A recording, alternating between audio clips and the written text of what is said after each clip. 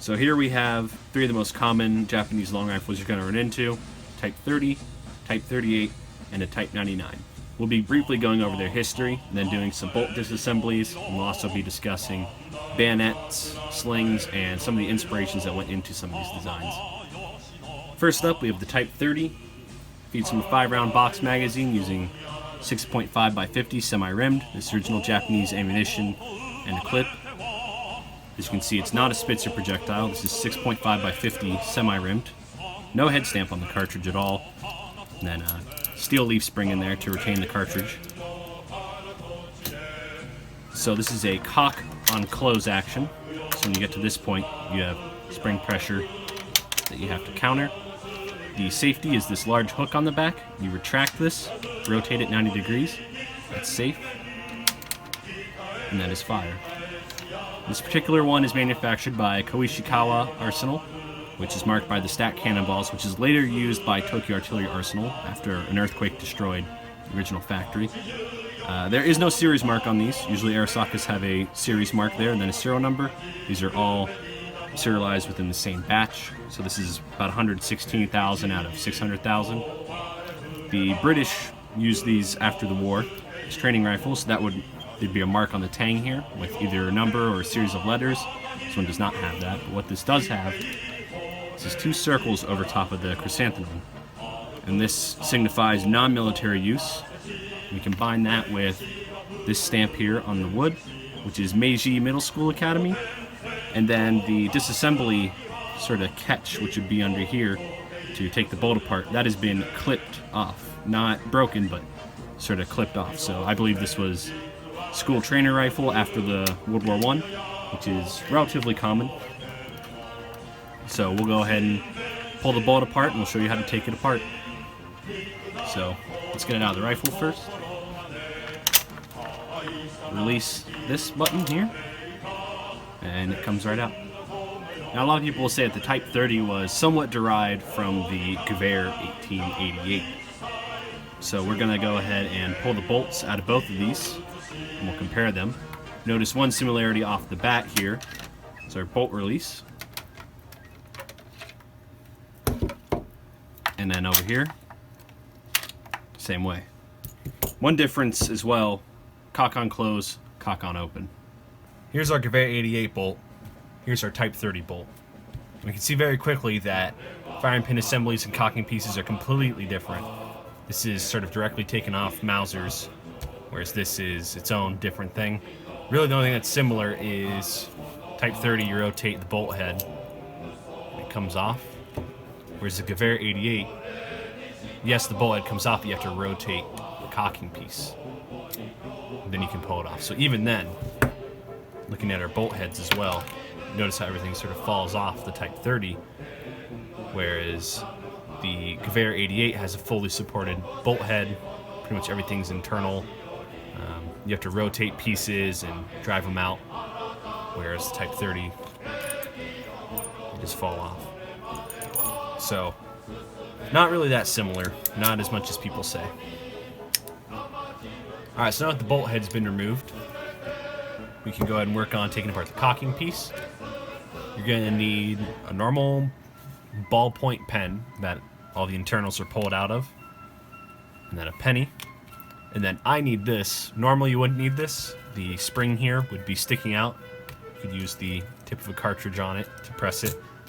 But because mine's been clipped as a school training rifle, I'm going to have to reach in here with this to disassemble it. So there's a small spring, which is putting tension this way, that direction, into a slot. So I'm lifting that spring out of the slot, going to drop my penny in there. I'm going to try to, can be very finicky. I'm rotating counterclockwise. There it goes. So we can see now that it's no longer lined up at the bottom. Turn counterclockwise. It's going to snap back in. So I'm going to have to press that spring in again. Rotate counterclockwise. It's about 3 or 4 rotations. So at this point, you can see the spring right there. like I said, normally you'd have an extension there that makes it a lot easier. So there's 3 rotations. Press that spring in one last time.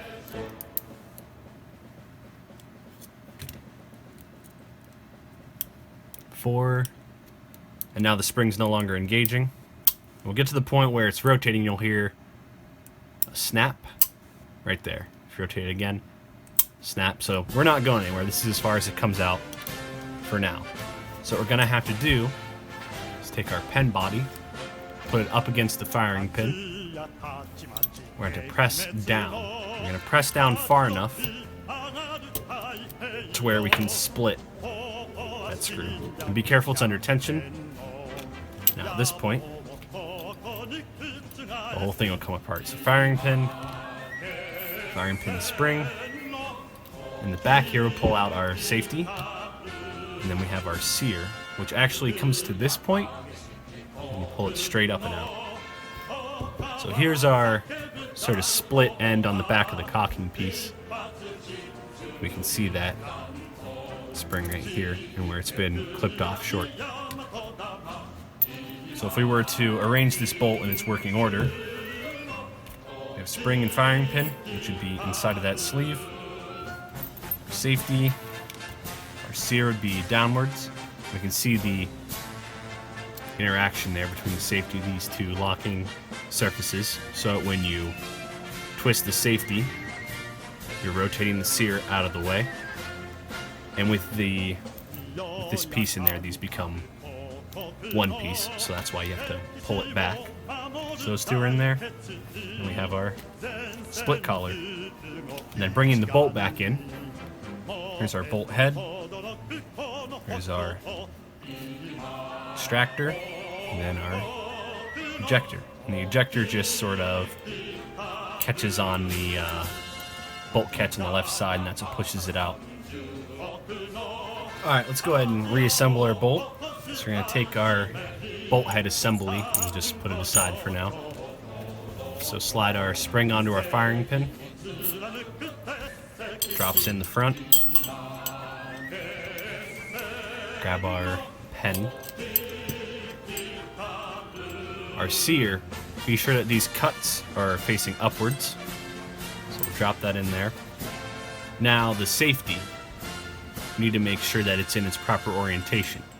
So looking down as if we're aiming down the rifle, that right there is the incorrect orientation. So if you notice, when we slide it over, it'd be downwards. So we're reassembling this with our sear in its lowest position. We'll want the hook to the left. So we can test that. And there it goes. So now, I'm going to get these ready. I sort of hold them split apart like this. When I bring this up, I'll slap them both on there. So I'm pressing down. Got one on. Second one on. It's pretty hard to show the entire operation. So I'm twisting clockwise. Now it's starting to lock in there.